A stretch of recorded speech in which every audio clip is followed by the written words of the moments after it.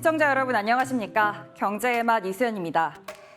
한 주간 경제의 핫 이슈의 흐름을 살펴보는 주간경제 이야기에서는 부동산부터 금융, 일자리 이슈까지 각종 생활경제 정보를 전해드립니다.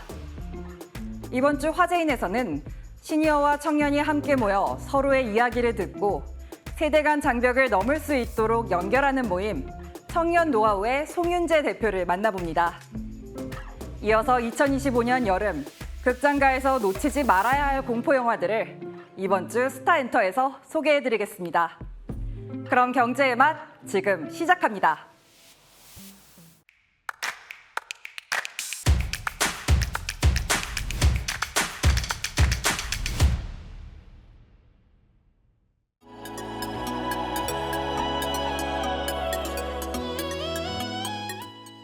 에너지 고속도로 건설을 위해 전국 곳곳에서 대형 해상풍력 프로젝트가 추진되고 있습니다. 하지만 반환점을 돈 곳은 단 하나, 국내 최대 규모의 나걸뿐인데요. 나걸은 최근 2년간 정부 입찰로 선정된 10여 개 사업 가운데 유일하게 공사가 한창인 곳입니다. 다른 사업들은 인허가와 자금 조달 문제로 발만 구르고 있습니다. 하지만 나걸 역시 녹록지 않았습니다. 자금 조달과 공급망 관리에 어려움이 있기 때문인데요. 특히 해상풍력 시공에 필요한 대형 설치선은 국내에 단 2척뿐인데 지금은 모두 나걸에 투입된 상황. 다른 프로젝트가 시동을 건다 하더라도 선박 조달부터 여의치 않아 보입니다. 의존도가 절대적인 외국 기자재 업체들이 갑자기 가격을 인상하거나 공급을 아예 안 하겠다고 통보해올 위험성도 배제할 수 없습니다. 주민들의 반발과 여론 악화 역시 언제든 발목을 잡을 수 있습니다. 이대로라면 이재명 정부가 내건 서해안 에너지 고속도로 구상에도 차질이 불가피합니다. 대한민국의 교통과 물류 대동맥으로서 경제 성장을 뒷받침한 경부고속도로는 수많은 난관을 넘어 완성됐습니다. 다시 한번 대한민국이 뛰기 위해선 해상풍력에 대한 정부의 세심한 지원과 육성이 필요해 보입니다.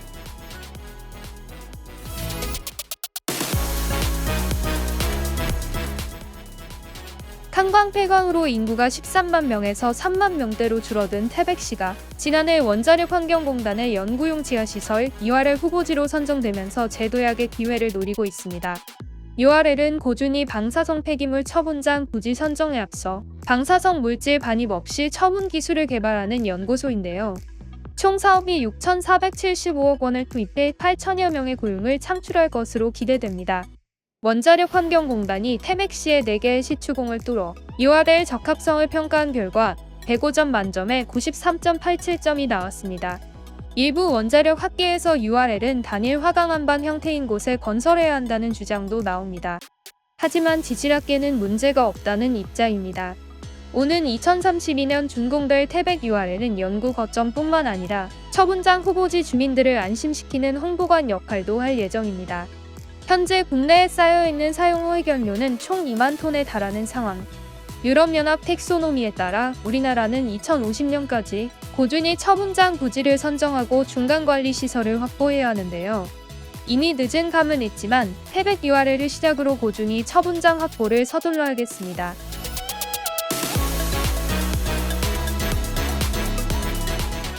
올해 2분기 말 기준 가계신용 잔액은 약 1,953조 원. 전분기보다 24조 6천억 원 늘었고 증가폭은 1분기의 10배 이상으로 2021년 3분기 이후 약 4년 만에 가장 크게 확대됐습니다. 특히 가계대출이 23조 원 넘게 불어나며 전체 상승세를 주도했습니다. 주택담보대출은 14조 9천억 원 늘었고 신용카드 결제금액에 해당하는 판매신용도 1조 원가량 증가하며 코로나19 이후 다시 늘어나는 추세를 보였습니다. 다만 이번 집계는 정부의 6.27 부동산 대책 이전 상황입니다. 이창용 한국은행 총재는 국회 업무보고에서 대책 이후 수도권 주택시장과 가계부채 증가세는 다소 진정된 흐름을 보이고 있지만 여전히 긴장을 늦춰서는 안 된다고 진단했습니다.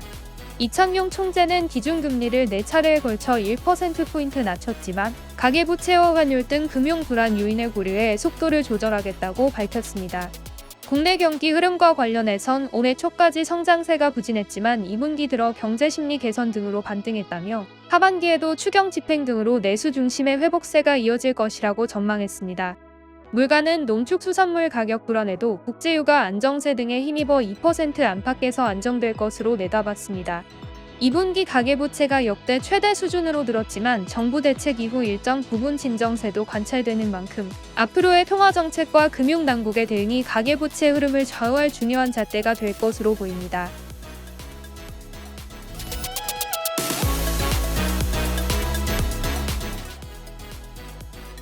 (2030년) 상용화를 목표로 한 6G 표준화 경쟁이 세계적으로 가속화되고 있는데요. 우리나라도 5G 고도화를 넘어 6G 기술 주권 확보가 중요한 과제로 떠올랐습니다. 지난 19일 방안을 논의하기 위해 정부 출연 연구기관과 산업계, 국회의원들이 한자리에 모여 정책 토론회를 열었습니다. 참석자들은 AI 경쟁력이 6G 기술에 달려 있다고 강조했습니다. AI 서비스가 늘어나면서 발생하는 막대한 트래픽을 처리하고 끊기지 않는 서비스를 제공하기 위해 6G 기술 필수라는 건데요. 실제로 자율주행, 스마트 팩토리, 원격 의료와 같은 초저 지원을 요구하는 AI 서비스들은 6G의 성능이 뒷받침돼야 합니다. 예를 들어 자율주행 차량이 실시간으로 주변 상황 데이터를 주고받는데 미세 지연이 발생하면 사고로 이어집니다. 이때 6G가 AI 고속도로의 효율과 성능을 극대화해 빠르고 정확함은 물론 보안까지 지켜줍니다. 방승찬 한국전자통신연구원 원장은 AI, 량자, 클라우드 등 미래 기술의 6G가 기반이 될 것이라고 강조했고, 통신사들은 AI 자원을 네트워크와 어떻게 연결할 수 있는지 계속적인 고도화 기술에 대한 고민을 이어가고 있다고 설명했습니다. 또한 국회에서는 이재명 정부의 AI 고속도로 정책과 연계해 6G 기술에 대한 지원을 약속했습니다. AI 경쟁력 확보의 핵심 키가 된 6G 기술. 정책적 지원은 물론 인간의 긴밀한 협력이 필요해 보입니다.